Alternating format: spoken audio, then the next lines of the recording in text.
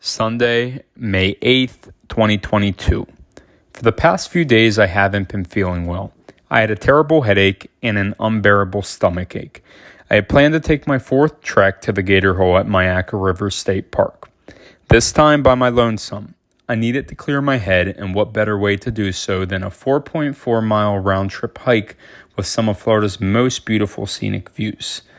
A small part of me knew I should have stayed home and relaxed, but my endless desire for adventure in me doesn't like to slow down. I went to Myakka as planned. I spent a few hours in the main portion of the park.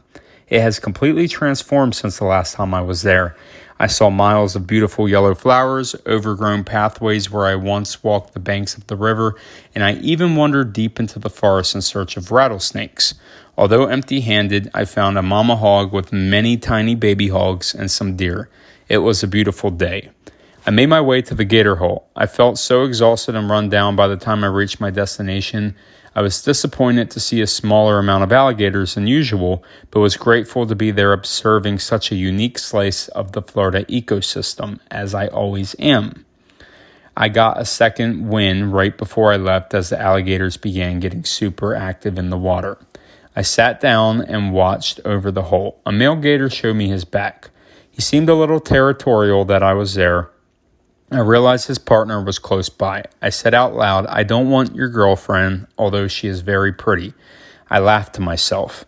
Moments later, I got to experience up close and personal two of the world's most fascinating creatures mating.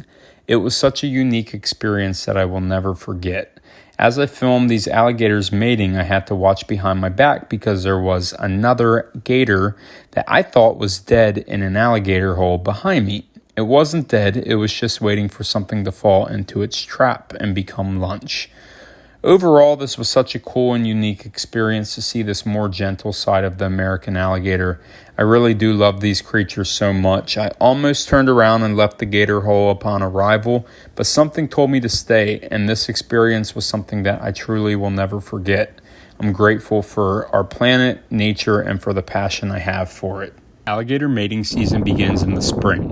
Although Florida Wildlife Commission claims courtship begins in April, then the mating happens in May or June, I can confirm this isn't exactly correct information. Through many miles of hiking and kayaking the past few months, I have noticed alligators bellowing and mating as early as March. I've noticed hatchlings as early as March as well. At one of my local parks, the mama of the lake just had her hatchlings a few weeks ago already. Mating season runs from spring into late summer. Hatchlings are expected to be born through mid to late September.